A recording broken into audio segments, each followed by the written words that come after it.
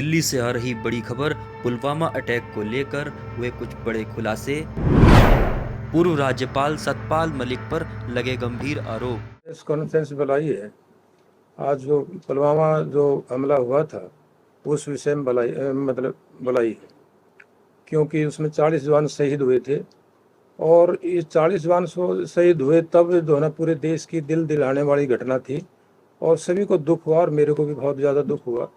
तो मैंने इस विषय में सोचा कि भाई क्या करें, सतपाल गवर्नर साहब से मिलना चाहिए मुझे इस विषय पर।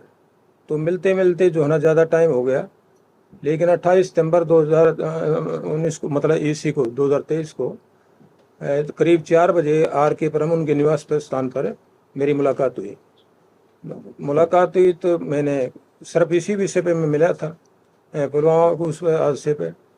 तो मैंने उनसे पूछा कि मगर ये कैसे हुआ, तो उन्होंने बताया। तो मैंने जब क्वेश्चन करे तो उनके पास कोई जवाब नहीं था। जब मैंने उन्होंने 3 बात रखी कि भाई परमिशन नहीं मिली, एक RDX की गाड़ी 10-15 दिन से घूम रही थी, एक जो है ना जो 12-13 लिंक रोड थे उन पर कोई PCR की गाड़ी नहीं थी। तो जब मैंने उन पर क्वेश्चन करे इन तीनों पर, तो उसके पास उनका कोई जवाब नहीं था। तो मैंने ये कहा कि ये सारी जिम्मेवारी आपकी है, ये कि सेंट्रल गवर्नमेंट की नहीं है, ये टोटल जिम्मेवारी, क्योंकि स्टेट के अंदर 2 पावर है, एक CM की, एक गवर्नर की, दोनों पावर आपके पास है। तो आपने कार्रवाई क्यों नहीं करी? आपकी तो इंटेलिजेंस है, क्राइम है, विजिलेंस है, CID है, और जो है ना SHO का स्टाफ अलग होता है, DGP का अलग होता है, DCP का अलग होता है, DIG का अलग होता है, IG का अलग होता है, और CM का अलग होता है, गवर्नर का अलग होता है। तो आपकी एजेंसी क्या कर रही थी? मतलब जो ना जब आपको रिपोर्ट पहुंच गई, जबकि एजेंसी की कोई गलती नहीं है, तो आप चुप क्यों रहे? तो इसमें आपका कोई स्वार्थ है। तो उसमें स्वार्थ में वो चुप रहे और बिल्कुल भयभीत हुए।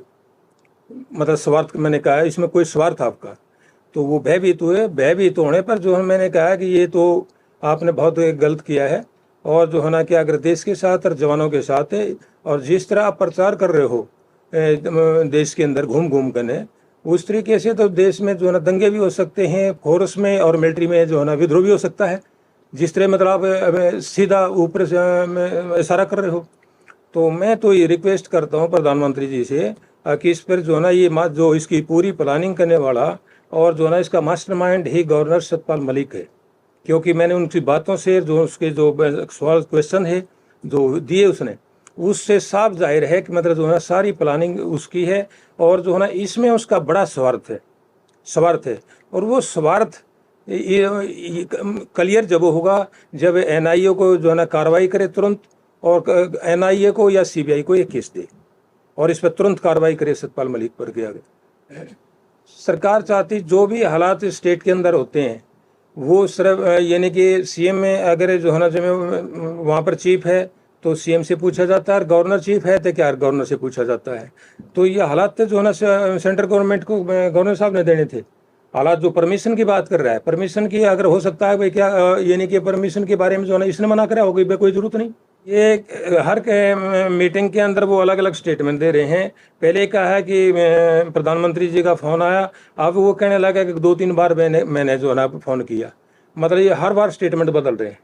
मतलब जो है ना ये नहीं कि कोई फ़ोन नहीं किया इनने, और जो है ना ये खुद जो है ना क्या करें हैं, दोषी हैं। पूरी प्लानिंग करने वाले सतपाल मलिक हैं, गवर्नर साहब हैं, और जो है ना इसमें जो है ना बिल्कुल मास्टरमाइंड ही जो है ना सतपाल मलिक है। तो जो है ना NIA और CBI करेगी, मतलब उसको निकालेगी, मतलब जो है ना जब सख्ती से निपटेगी तो क्या अगर कार्रवाई करके तो मतलब जो है ना प्रूफ सामने आ जाएंगे। प्रूफ नहीं, मेरी तो आमने सामने बात हुई है। जैसे आमने जब किसी भी अपराधी से बात करते हो तो बातचीत करोगे तो उसका अपराध के बारे में पता चल जाता है, अपराध के बारे में अभी यानी कि इसने किया है कि नहीं किया है। इस संबंध में आपने फिर सरकार से किसी से सरकार के नहीं, मैंने जो है ना सिर्फ मीडिया के द्वारा जो है ना क्या अगर ये बात करने की कोशिश करी है कि भाई प्रधानमंत्री तक ये बात जाए और प्रधानमंत्री इस पर कार्रवाई करे, और जो है ना ये तो पूरे देश की बदनामी वाला है, यानी कि इस तरह का जो कर रहा है प्रचार ये।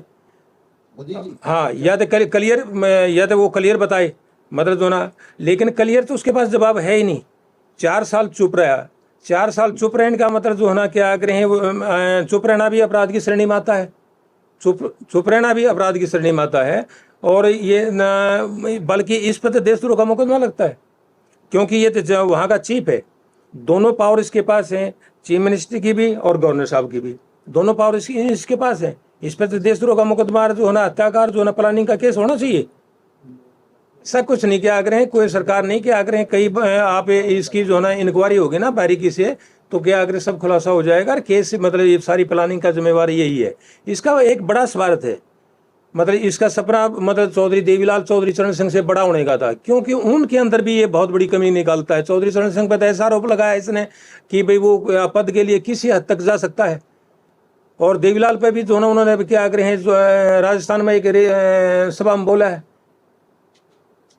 उसके उनके बारे में बोला है, जो इतने सम्मानित नेता हैं उनके बारे में बोल रहा है, उनको छोटा करने के लिए, अपने आप को बड़ा करने के लिए क्या करें, और कुछ नहीं क्या करें। इसका खुद का स्वार्थ है कि मतलब इसका स्वार्थ मुझे लग रहा है कि यानी कि राष्ट्रपति बनने का था।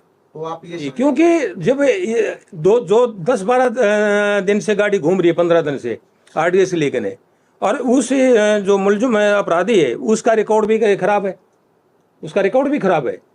मतलब जो ना कई बार उग्रवाद के उसमें पकड़ा गया है, और फिर जो ना गाड़ी नहीं पकड़ी, वो एसएचओ का वहाँ मतलब ये पुलिस इसके अंडर में है, फोर्सेस के अंडर में है, तो क्या अगर जो इसने कार्रवाई क्यों नहीं करी। इसलिए अमला जी इसलिए बचाया जा सकता था अगर वो जो ना जैसे मतलब यानी कि एजेंसियों तो अपना काम पूरा करा है, जबकि एजेंसियों पर ये थोप रहा है, लेकिन इसने खुद कार्रवाई नहीं करी।